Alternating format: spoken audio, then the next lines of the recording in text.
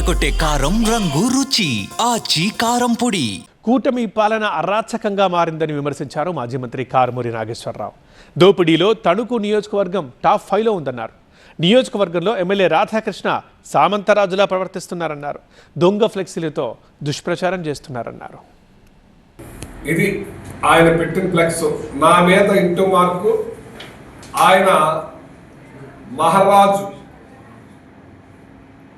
అంటే ఆయన ఇంకా కల్లో ఉన్నాడేమో అనుకుంటున్నాను నేను. రాచరికం అనుకుంటున్నాడు ఆయన. ఏదో ఆదిత్య 369 సినిమా ఒకటి వచ్చింది.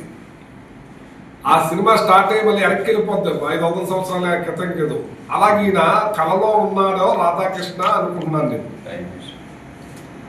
టైం మిషన్ అయితే ఇక్కడ చూశారు కదా, అది అయితే ఆయన రాచరికం అనుకుంటాడు. ఇది ప్రజాస్వామ్య దేశం అనుకుంటలేదు.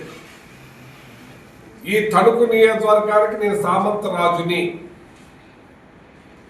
ఇక్కడ నేను ఏది చెప్తే అదే శాసనం.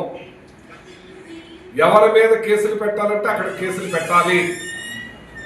పోలీసు వ్యవస్థ అంతా కూడా నా కంట్రోల్లో ఉండాలి.